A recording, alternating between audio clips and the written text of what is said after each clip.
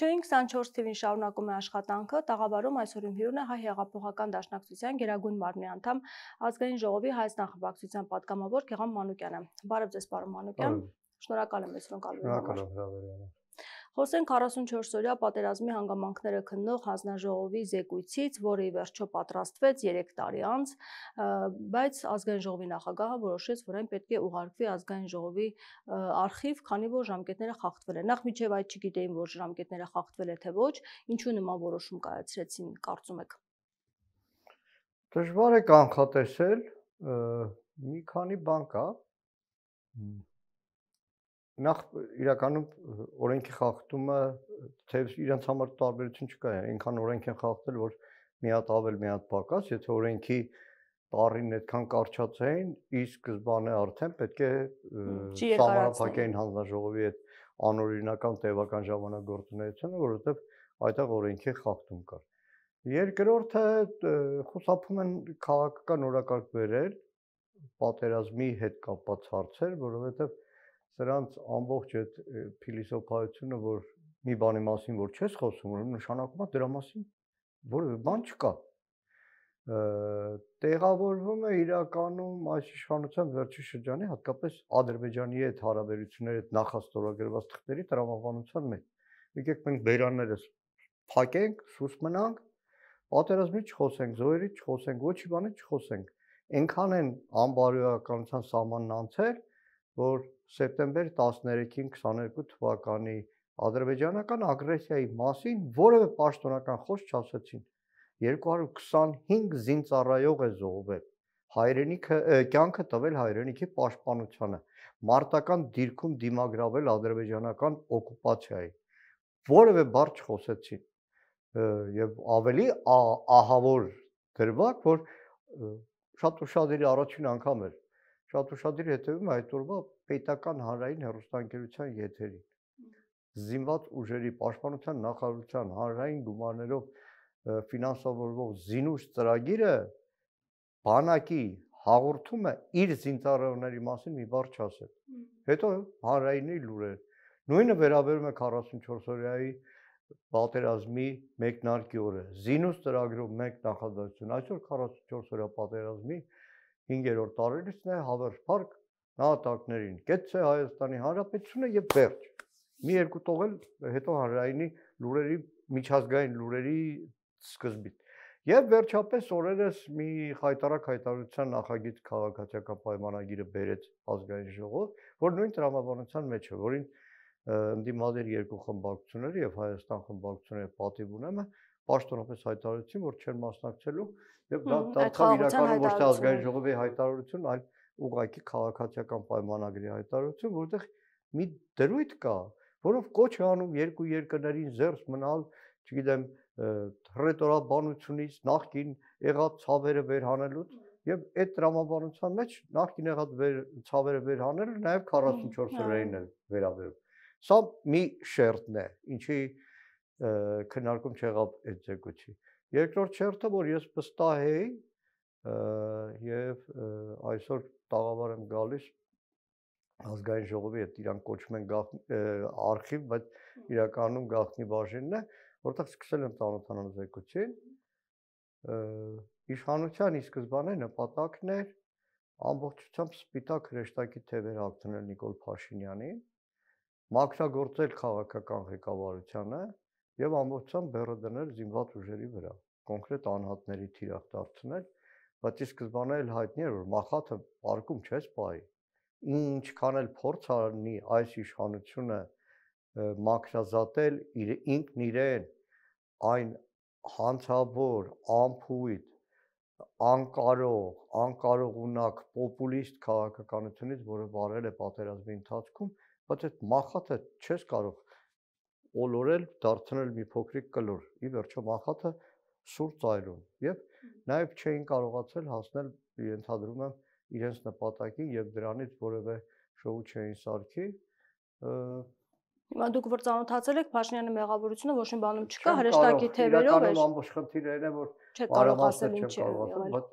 ձեր տպավորությունը ընդհանուր։ Ես 2/3-ին առնվազն շատ թեթև եմ ծանոթացել, այսինքն հիմնականում կարող եմ տպավորություն ասել,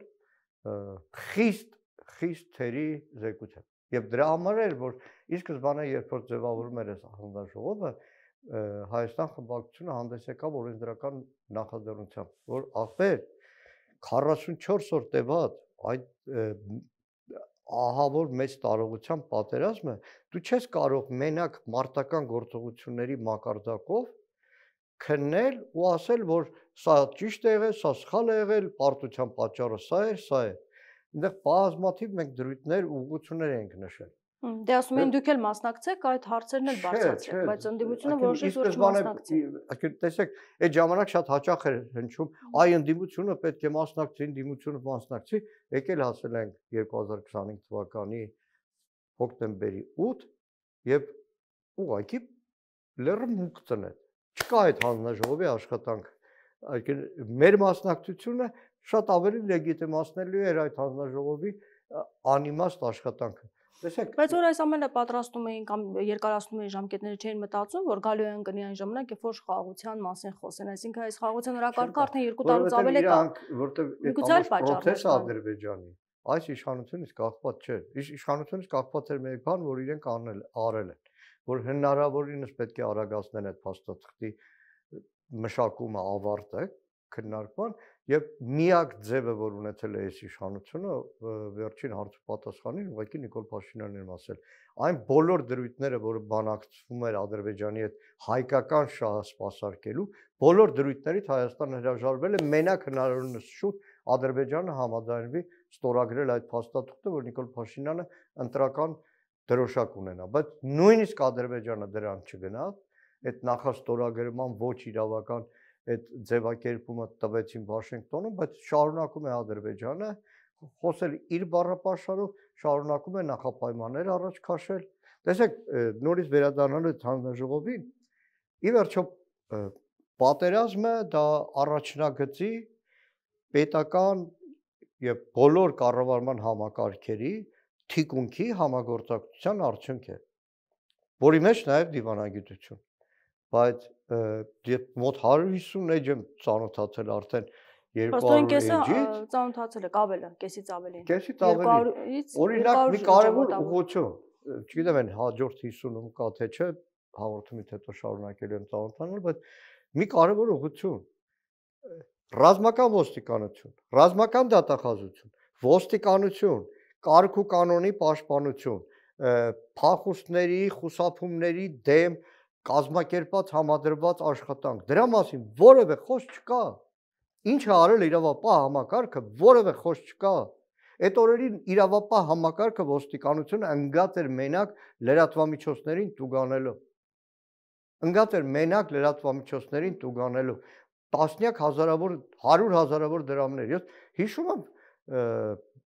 նույն մի դեպք եղավ, հիշում եմ Վազգեն Մանուկյանի հայտարարություն եղավ պատերազմին, մեկ էլ մի հատ ոստիկան երկիր մեդիայի կայքի այդ քսերոքսը վերցրած, թե պարոն Մանուկյան, խնդրում ենք հեռացնել, թե չէ կտուգանենք։ Լսի, ասեմ, արդեն եթերով գնացել է դա։ Այսինքն բազմաթիվ այլ հարցեր, դեռ առիթ ունենալու ենք խոսել այդ ամեն ինչի մասին։ Կարծում եք սա միայն Ալեն Սիմոնյանի որոշումն էր, թե Նիկոլ Փաշինյանը այդպիսի որոշում կայացրել, բայց մատանե արանքում չմտնեմ, թող իրանք որոշեն ոնց են, որովհետև իրանք այդ ժողովրդավարություն բաստիոն ասածը այնքան ստվերային են կառավարում երկիրը, որ կդժվար անունամ ասել, բայց չեմ կարծում Ալեն Սիմոնյանը միանձնյա որոշում կայացրած լինի։ Բայց ամեն դեպքում Անդրանիկ Քոչարյանը բավականին դժգոհ է, նա ասում է, որ պետք է դա բացահայտվի, այդ մասին խոսեն, կարևոր դրվագներ կան, նույնիսկ դավաճանների մեղավորների անուններ կան։ Ինչ է արել 3 տարի։ Այսինքն ջուրն է գցվում նրա աշխատանքը։ Հանձնաժողովի անվան տակ ոնց որ ապրիլյանի ժամանակ եղավ, այդ 3 տարի շարունակ, այսպես ասեմ, տարբեր ձևակերպումներով փորձում էր առաջին ջութակի դեր խաղալ։ Բայց կուզեմ մի հատ եւս մեկ տխուր փաստ հիշեցնել, որտեղ ցավոք սրտի մեր երկրում ինստիտուցիոնալ հիշողությունը շատ կարճ է։ Հայք, այդպիսի հանձնաժողով ձևավորվեց քառօրյա պատերազմի վերաբերյալ, որին ես երբ որ դառել եմ պատգամավոր, գաղտնիության թույլտվությունը ձեռք եմ բերել,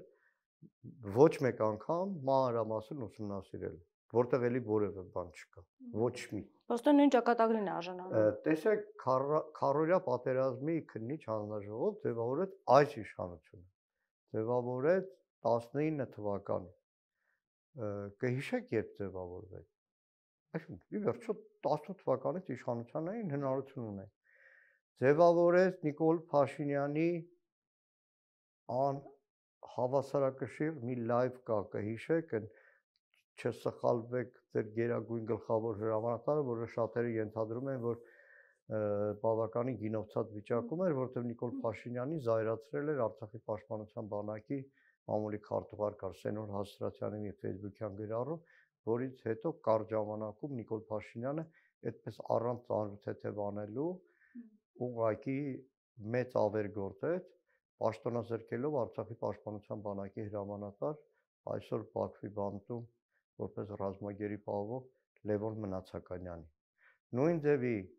44 օրյա պատերազմի քննիչ հանձնաժողովը ներքաղաքական լարվածության ֆոնին իշխանությունը փորձեց օգտագործել մահակ ընդդիմության, զինվորականության գլխին, այսինքն երբեք օբյեկտիվ եւ ազնիվ մղումներով չի, որ իրականացվել է որևէ քննություն ճշմարտությունը բացահայտելու։ Սրանց նպատակը ճշմարտության բացահայտումը չէ, սրանց նպատակը շոուն է։ Շոու, որը ցավոք սրտի տապալվեց։ Միգուցե իրենց ակնկալիքները չի բավարարվել այն բացահայտումները, որ մտածում էին կարող են անել եւ աստեցություն ունենալ ժողովրդի վրա, չի ստացվել։ Չի կարող դա օբյեկտիվ քննություն լինի։ Իշխանությունը չի կարող իր իշխանության գործունեությունը քննարկի։ Չի կարող օբյեկտիվ լինի, երբ որ քննիչ հանձնաժողովը չի լսել Արցախի պաշտպանության բանակի ամենաճակատագրական վերջին 10 օրերի պաշտպանության բանակի հրամանատար 3 տարուց ավել բանտում գտնվող գեներալ լեյտենանտ Միքայել Արզումանյանին։ Չի կարող օբյեկտիվ լինի 44 օր Արցախի գետնի վրա տեղի ունեցած պատերազմական գործողությունների քննությունը, եթե դրա հետ կապված չի հարցաքննվել այսօր Բաքվի բանտում գտնվող Արայիկ Հարությունյանը ու բազմաթիվ այլ խոսում էր ժամանակ, որ հերավար գոնե կմիանաք խոսի։ Իսկ այդ քննությունը վաղը մյուս օրը լրիվ ուրիշ ձև վստահ եմ մի օր լինելու է։ Ես մեկ դրվագ ասեմ, պատերազմի օրերին մեկ էլ պարզում են, որ ազգային ժողովի 5 հոգանոց խումբ են սարքել, որոնք օդանավակայանում որոշում են, որ այն սպերը, որը մտնում է Հայաստան, սա ռազմական նշանակության ունեն պետք է գնա զինված ուժեր, սա ռազմական նշանակության չի, հումանիտար օգնությունը կարող է դուրս գալ։ Հիշում եք հանձնաժողովի անդամներից մեկը այսօր Նիկոլ Փաշինյանի մամուլի քարտուղար արդեն ԿՊ վարչության անդամ Նազենի Բաղդասարյանն է։ Այսինքն պատկերացրեք Նազենի Բաղդասարյանը չեմ ուզում 1000 տարվա ծանոթային, բայց չեմ ուզում վիրավորեմ, բայց առնվազն պարզ է, որ ռազմական նշանակության բեռների ընտրության հետ կապված Նազենի Բաղդասարյանը սարերձերորերով հեռու էր այդ ֆունկցիոնալ ունակությունների։ Այդպես է կառավարվել պատերազմի ընթացքում։ Այդպես է կառավարվել։ Հիմա չեն հիշում Հայաստանի փոխվարչապետ Տիգրան Ավինյանը ամբողջ այդ արդյունաբերական համակարգի պատասխանատուն է։ Տիգրան Ավինյանը ինչ գործ ուներ առաջ օրը սպիտակ ոտասներով վազել էր երկու օրեր ռմբակոծությունների տակ հյուրանոցի պատվալից դուրս էր գալիս ու իր հեռախոսի մեջ։ Երբ որ ամբողջ Հայաստանի տնտեսությունը պետք է վերվեր լրիվ ռազմական իրավիճակի։ Այսինքն օրերով չի եղել այստեղ։ Այսինքն որպեսի պատկերացնեք, թե ոնց է կառավարվում։ Կեսից ավելին կարդացել եք, ընդհանուր առմամբ բացահայտումներ կան, որոնք վճռորոշ են։ Ոչ մի բան։ Ոչ մի։ Ընդհանուր ինչի մասին։ Ոչ մի։ Անկեղծ ասում, ոչ մի բան։ Ոչ մի բան։ Այն ինչ որ իրանք արել են, զինված ուժերի գլխավոր շտաբը, պաշտպանության նախարարությունը արդեն կարծեմ 21 թվականին իրականացրել է։ Այդ իրանց վերլուծությունն էլ, եզրակացություններն էլ։ Բայց Անդրանիկ Քոչյանն ասում է, որ ապատեղեկատվություն է եղել արտաքին կենտրոնների կողմից, 3 կենտրոն սխալ ինֆորմացիաներ է տվել միջև պատերազմը եւ դրա համար բավականաչափ պատրաստված չենք եղել պատերազմից առաջ։ Նույնիսկ պաշտպանության նախարարը Հավեր նստած վարչապետի աթոռին։ Հավեր նստած կրկնում է։ Իր մեղավորությունը կա։ Այսինքն ինչ է նշանակում երկրի ղեկավար նստեց, ասես բա գիտեք, եսի սխալ է ձեկուցել, սու 30-ը առել են, դե ես ինչ կապ ունեմ, ինձ ասեցին էսի լավ բան է։ Լավ բաները խունման չուրախանար Տոնոյան Դավիթի հետ սեպտեմբեր 21-ին։ Մանկական խաղալիք չդարձներ սու 30-ը։ Մանկական խաղալիք չդարձներ, այսինքն լավ, ես որ ռազմական գործից հեռու եմ, ռազմական գործից ես հեռու եմ, բայց եղել եմ երկիր մեդիայի լուրերի տնօրեն, Երբ որ Պաշտպանության նախարարության մամուլի քարտուղար Շուշան Ստեփանյանը Նիկոլի ստատուսն է վերցնում եւ տարածում Սու-30-ները անցան մարտական հերթապահություն գրում եմ Շուշան ջան ամոթ է կծաղրեն Ադրբեջանում ձեզ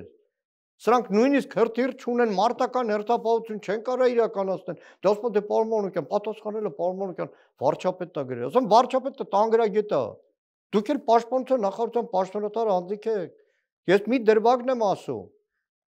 Պատերազմի առաջին օրը 3 ժամ հետո անտերը 3 ժամ հետո մեկ է տենում եմ Նիկոլ Փաշինյանը տեխնիկայի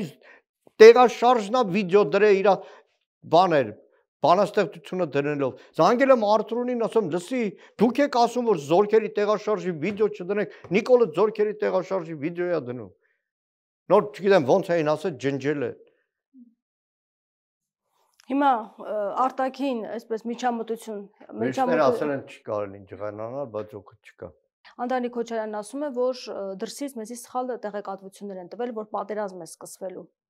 Նույնիսկ հապ գործընկերները ապա տեղեկատվություն են տվել դրա համար էլ չենք իմացել եւ պաշտպանության նախարարը արտերկրում է եղել ասա եթե քան Անդրանիկ Քոչարյանն ասել է ասեմ ինչա Դες վիզը տռա դեկություն գրել են բա գիտեք ռուսական տարբեր աղբյուրների ճշտել ենք ասել են կռիվ չի սկսվելու լավ բայց դրա փոխարեն մեր ռադիոպերեխվատը ունեցել է թուրք օթաչուների խոսակցություն ոնց որ նաև խոսվել է դրա մասին կարծեմ որից հետո գլխավոր շտաբի պետը նաև հրաման է իջեցրել ամսի 25-ին հրաման է իջեցրել 25-ին հրաման է իջացնում գլխավոր շտաբի պետը որտեղ ունեցել են ինչ որ անհանգստություններ Նիկոլին զեկուցել են Նիկոլը ամսի 25-ին իմացել է որ թուրք երկու օթաչու խոսում են ինչ որ գործողության մասին Ինչ արել Նիկոլ Փաշինյանը Հմեկին հարցազրույց է տվել Հեսա պայթեցնելու եմ Ադրբեջանը որը 26-ին պետքա գնար եթե Այդ թյուրիմացություն կա որ գիտեք ամսի 27-ին պետքա գնար պատերազմը սկսվեց դրա համար հմեկի եթեր չգնաց որը Նիկոլ Փաշինյանը ասում էր թող քննիչ հանձնաժողովը ուսումնասիրի չեն ուսումնասիրել 26-ին Երբ որ մի օր առաջ իրան զեկուցում են, գիտես, ցենց մի հատ վտանգավոր խոսակցություն կա թուրք օթաչուների եւ նաեւ գլխավոր շտաբը միջոցները ձեռք առնում։ 26-ին նստում է Պետրոս Ղազարյանի եթերում, խոսում է, անոնսը տալիս է, հեսա արդյունքը եթերիա գնում Ադրբեջանը պայթվում է, որը չի գնում։ Տեխնիկական պատճառներով ամսի 27-ին կգնա։ Հիմա կարող է հաջորդի այսպես կալանավորումներ ամեն դեպքում, որովհետև զեկույցը արխիվում է, փակ է, բայց ամեն դեպքում պարզ ասի Ժողովուրդ ջան, իր տեղը չեղած մարդ դժբախտաբար 18-ին հայտնվել է վարչապետի աթոռին։ Թող ասի, որ ապուշավարի կադրային որոշումներ է կայացրել զինված ուժերում։ Թող ասի, որ մեծ խնդիրներ են եղել այն կարևորագույն նշանակումների հետ կապված, որը Նիկոլ Փաշինյանը միանձնյա կայացրել է զինված ուժերում։ Նշանակելով Արտակ Դավթյանին գլխավոր շտաբի պետ, թող ասի շեֆը ինչ ավերածություններ է գործել, թող ասեն, թող այսօր խոսան, որ շան 2018 զորավարժությունները, որը եղել է, մենք որպես լրատվամիջոց տեսել ենք, շան 2016 ենք տեսել, երբ ամբողջ երկիրը մեր լրատվամիջոցից սկսած մինչև նախարարություններ, գյուղապետարաններ պատերազմակաց այդ վիճակի մեջ 3 օր շարունակ ամեն մեկը հասկանում էր ինչ ֆունկցիա ունի։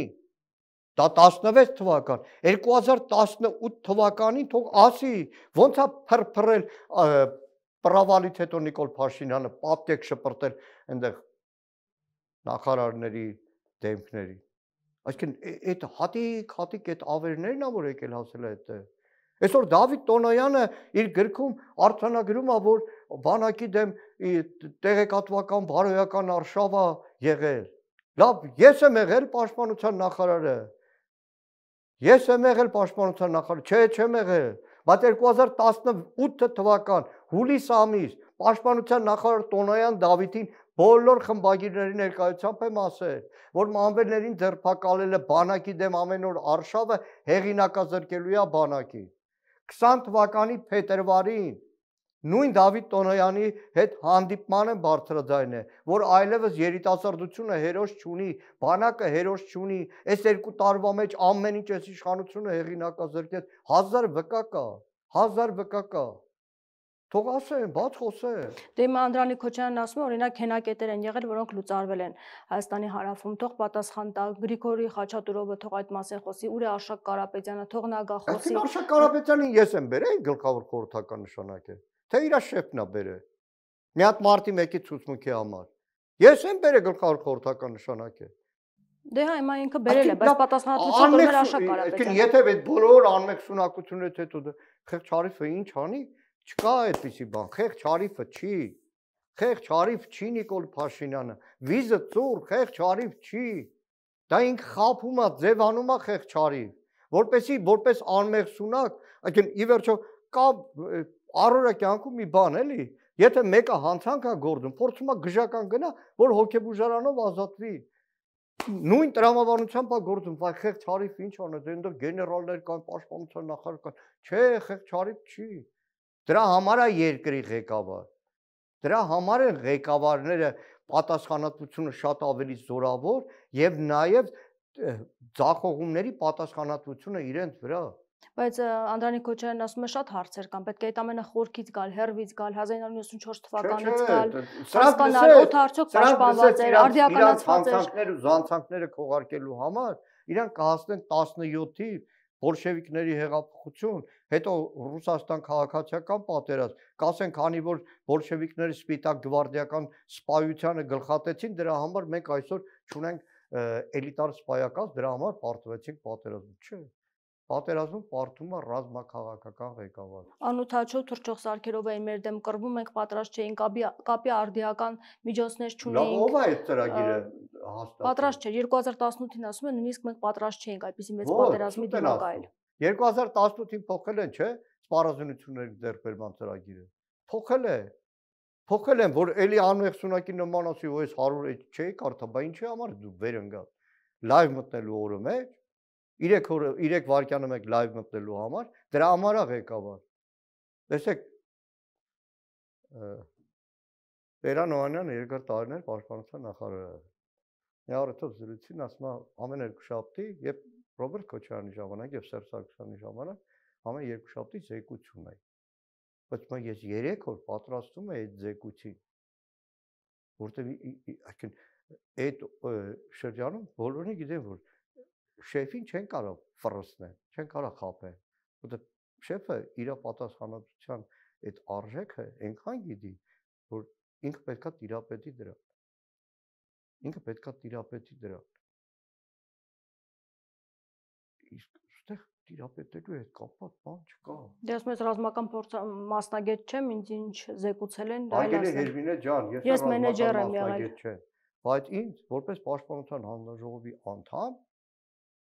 ես դիմել եմ պաշտպանության նախարարություն, դիմել եմ, ասել եմ սպառազինությունների ձեռքբերման պլանի հետ եմ ուզում ծանոթանալ եւ զինված ուժերի զարգացման պլանի հետ եմ ուզում ծանոթանալ։ Գնացել եմ, այսինքն տեսեք ռազմական որևէ վարքյանի կրթություն չունեմ։ Գնացել ծանոթացել եմ, ասում լսեք,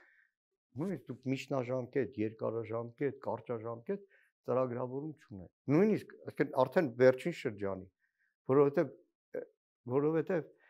ձևախեղվել է բանակ, զինված ուժեր հասկացում։ Այս ամեն ինչը մենակ տեղավորվում է այս իշխանության PR-ի մեջ։ Այն օրը ստիպած ազգային ժողովի ամբիոնից է ստիպած բացահայտ խոսում, խափում է այս իշխանությունը, որը բանա 25-օրյա վարժական հավաքները մեր ժողովրդի մոբիլիզացիոն ռեսուրսը պատրաստելու համար խափում է։ Առաջնագծում պոստ պահելու համար են տանում հազարավորներին, վաղը ավելին են տալու, շատ ավելին են տանելու, շատ ավելի մարդ են տանելու։ Իդեպ նոր կալանավորումների պատրաստում եք, թե ոչ, խոսում է Վարդան Ղուկասյանին կալանավորելու մասին, հետո Նիկոլ Փաշինյանը դաշնակցության մասին խոսեց, ասաց հնարավոր է, որ ընտրություններին էլ չմասնակցեն այնպիսի կուսակցություններ, որոնք թափանցիկ չէ իրենց նվիրատվությունները, իրենց ընտրությունները։ Տարիներ առաջ էր մի անգամ ինչ-որ բարձր պաշտոնյաներ էին, նախկիններն էին։ Նաև զինվորական կար, ասաց դաշնակցությանը էլի սառացնելու ենք, ասել լսի մեկը փորձեց դաշնակցությունը սառացնել, թևը մնաց սառնարանի դռան տակ։ Այսպիսի բաներ ենք տեսել։ Օրերս գնացել էի մեկ ուրիշ տաղավար հարցազրույցի, կարծեմ երկրորդ հարցից հետո Ռոմանոսը հյուր եկավ եւ տևական ժամանակ խոսանքը տարան, դրա համար եթեր չգնաց։ այդ հարցազրույցը մի դրվագ եմ ասում, դեռ երիտասարդ էինք, դաշնակցական երիտասարդներ ենք, փառահեղ ընկեր ունենք Դաշնակցության բյուրոյի անդամ, մտավորական, պատմաբան, 5 տարի պարսկական բանտերում անցկացրած ցանկացյալ ընկեր Խաժակը Տեր Գրիգորյան, տղեկից մեկն ասեց ընկեր Խաժակ, Դաշնակցությունը երբ կվերանա։ Ընկեր Խաժակն ասեց, եթե աշխարհի երեսին 3 դաշնակցական այլևս չմնա,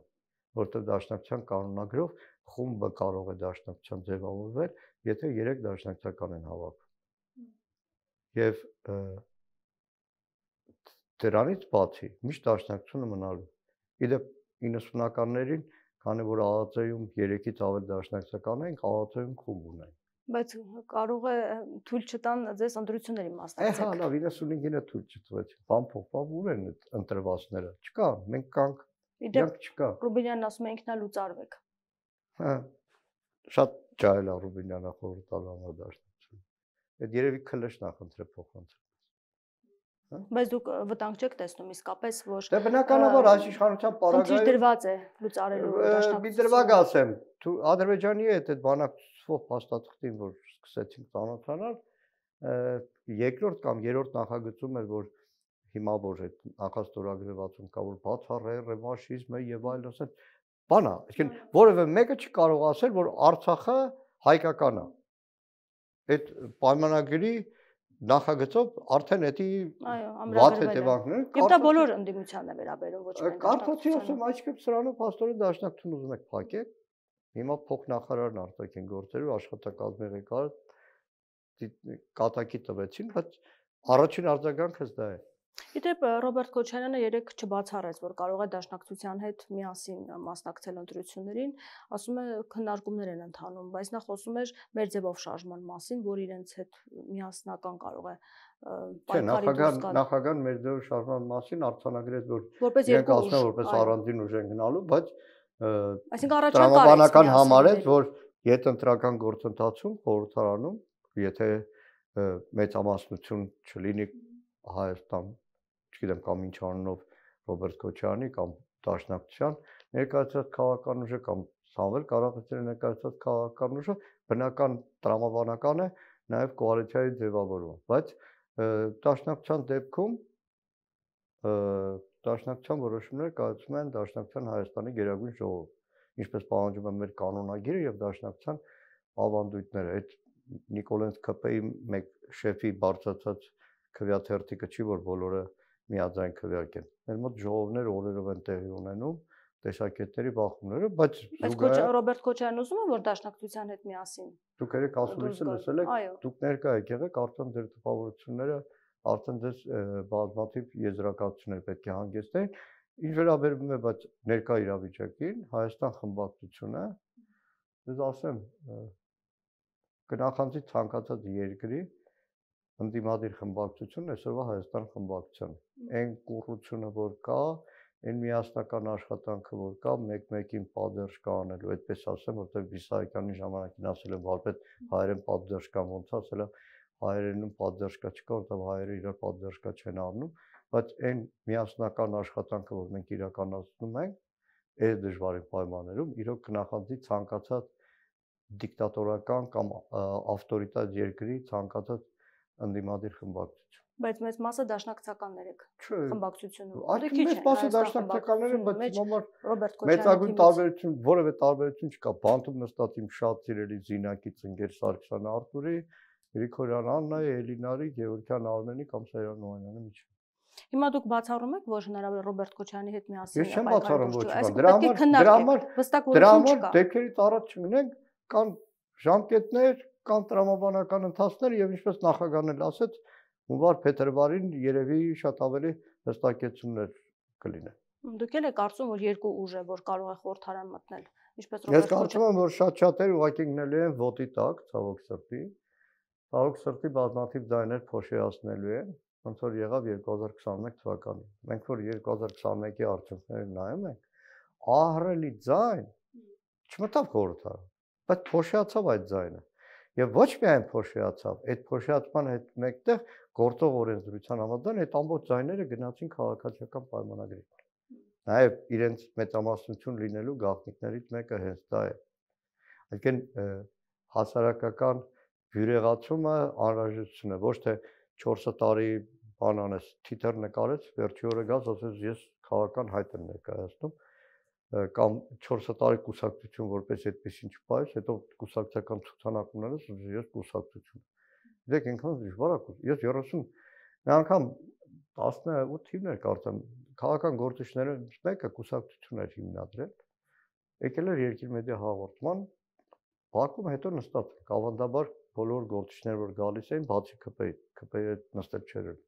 Բոլորի հետ դուրս են գալիս երկիր մեդիայի շատ լավ այգի էի մշակում եւ բոլորը այդտեղ նստում էին։ Բա էս եմ անելու ես, լսի ասում եմ, ցավ տանամ 35 տարի ես դաշնակցության մեջ։ Եկան մերը մի կուսակցություն է, որ ինձ ասեն Բերթում հենց այս պահին ում կարող զանգել, ես գիտեմ Բերթում ում կարող եմ զանգել, ես գիտեմ Կապանում ում կարող եմ զանգել, Մարալիկում ում, չգիտեմ, Տաշիրում ում, այսինքն այդ առումով մեր կառույցը յուրահատուկ է եւ եզակի է։ Ու ասում գիտես, այնքան այդպես կուսակցություններ եմ տեսել այսօր ստեղծվել, վաղը չեն ստեղծվել, լավ ասում ձեր ղեկավար կազմում գոնե նախկին դաշնակցական մի ընդգրկեք, իրականում ընդգրկված էր, հիմա այդ կուսակցությունները չգիտեմ ուրա։